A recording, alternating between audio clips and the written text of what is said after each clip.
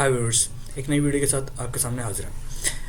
FBR की तरफ से एक रिक्वायरमेंट आई कि कॉर्पोरेट टैक्स पेयर जितने भी हैं वो अपनी मोड ऑफ पेमेंट्स को डिजिटलाइज कर दें, यानी नो चेक्स, ओनली आईबीएफटी या ऑनलाइन बैंकिंग के थ्रू पेमेंट्स करेंगे। तो इस पेमेंट्स के बाद हाँ, एक कंपनीज के बाद एक ये इशू आया कि जो उनकी एडवाइसेस होती थी वो हमें वेंडर्स को कुरियर करनी होती थी। वेंडर्स को कुरियर बहुत सी कंपनीज में डेली की 100-150 के करीब पेमेंट्स हो रही हैं, तो 100 या 150 emails with their particular attachment के उसके ही पेमेंट एडवाइस उस पर्टिकुलर वेंडर को ईमेल हो। तो इस रिक्वायरमेंट के तहत एक छोटी सी वर्किंग करी थी, सोचा आपके साथ शेयर कर दें। तो एक तो इसमें वेंडर मास्टर डाटा है, ठीक है।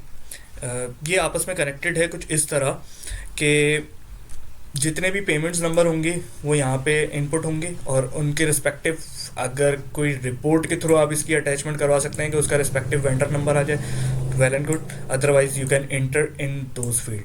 आप इन दो फील्ड्स को इस्तेमाल करेंगे और इन दो फील्ड्स में अपना डाटा डाल दें।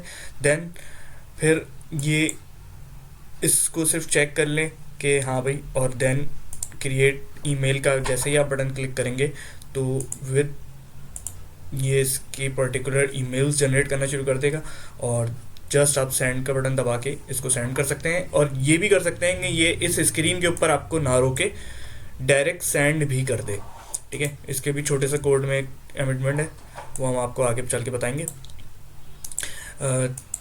शीट का लेआउट कुछ इस तरह से है कि शीट में एक वेंडर मास्टर डाटा है, ठीक है। वेंडर मास्टर डाटा के अंदर हम वेंडर का कोड और उसका वेंडर का नाम, उस वेंडर का ईमेल एड्रेस, जिस ईमेल एड्रेस के ऊपर वेंडर को ईमेल करनी है। मल्टीपल ईमेल्स भी हो सकती हैं। अगर मल्टीपल ईमेल्स हैं तो सेम इस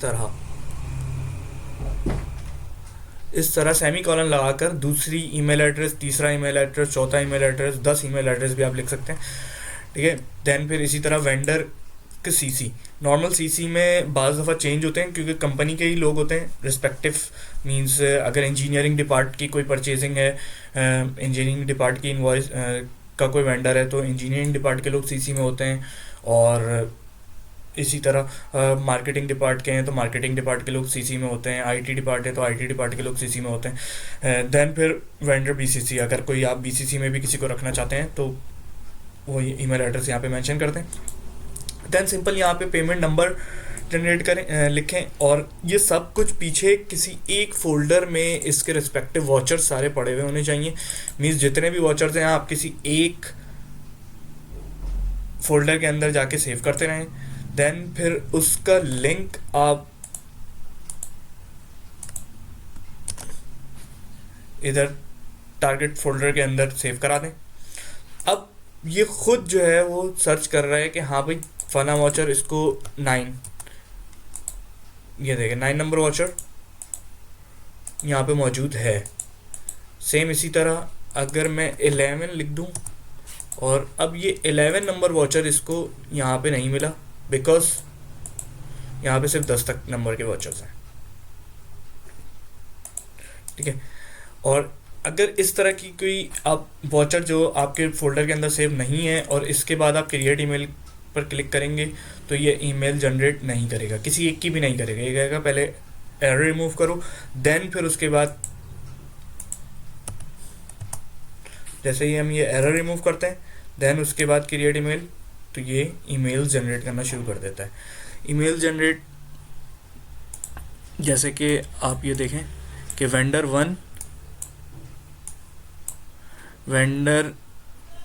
ये पेमेंट नंबर 1, पेमेंट का नंबर 1 वॉचर नंबर आ रहा है यहाँ पे, और फिर ये वेंडर नंबर 1, ये इस वेंडर को पेमेंट है।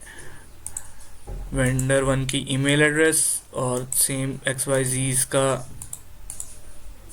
XYZ और LMN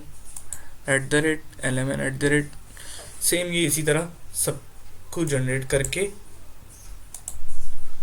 ईमेल आप सेंड का बटन क्लिक करें और ये सेंड कर देगा।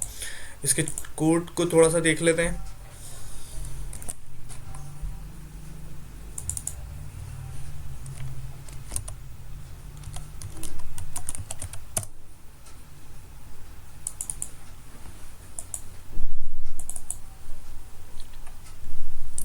असाइन ईमेल एड्रेस के लिए ये पूरा कोड है यहाँ तक, यहाँ तक कोड इस तरह कुछ वर्किंग कर रहा है कि ये फोल्डर लोकेशन है। फोल्डर लोकेशन हमने जाके एक्सेल पर एक शीट के अंदर सेव करवाया हुआ है।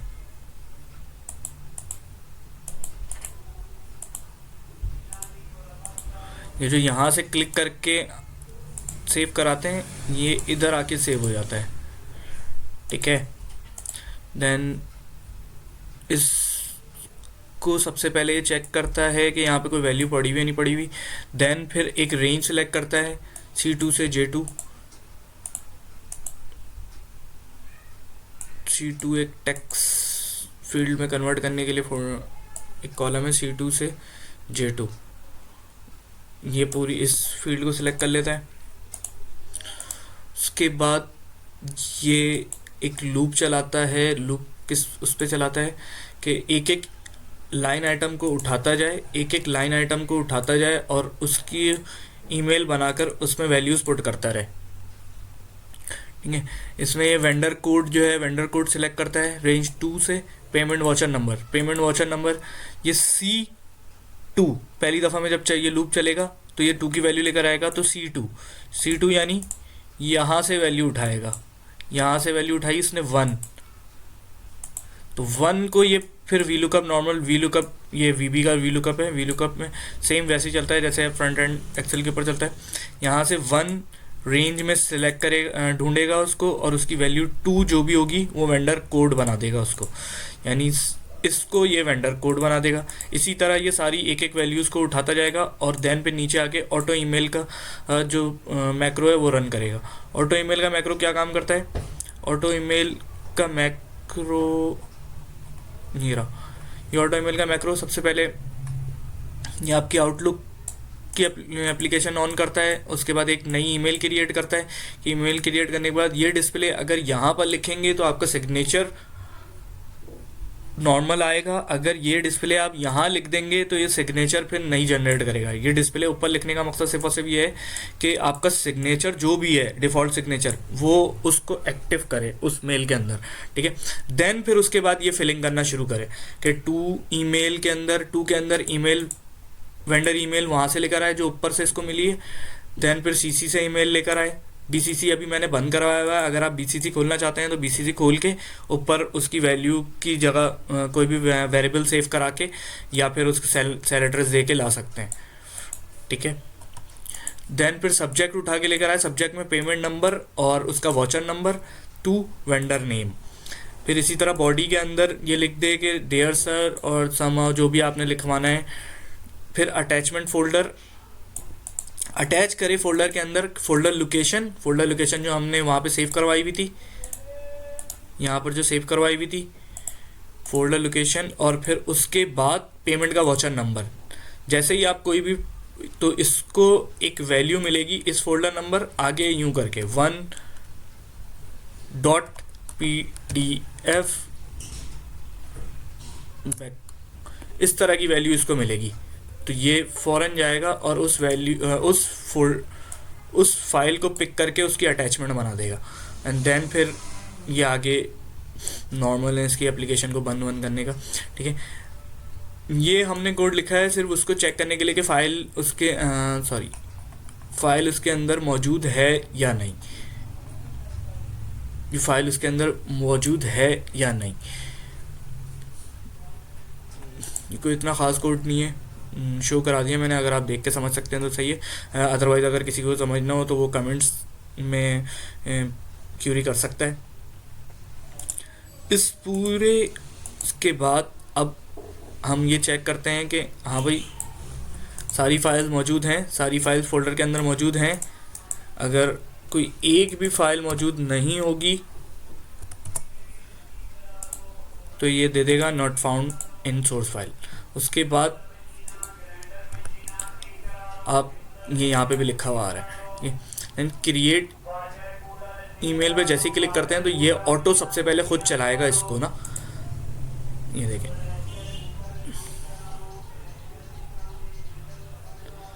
हर के रिस्पेक्टिव उसने वेंडर 3 की 3 वाचर नंबर, वेंडर 2 का 2 वाचर नंबर और वेंडर 1 का 1 वाचर नंबर और इसकी रेस्पेक्टिव ईमेल एड्रेस के ऊपर फाइल अटैच कर दी। आप जस्ट क्लिक करें। अच्छा ये मैं बता दूं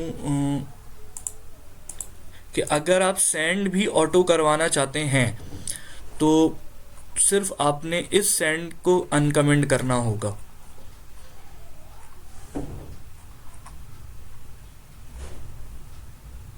इस सेंड को आपने अनकमेंट करना होगा तो ये सेंड ऑटो कर देगा, आपको शो रुकेगा नहीं, इस स्क्रीन के ऊपर लाके, इस स्क्रीन पे लाके रोकेगा नहीं।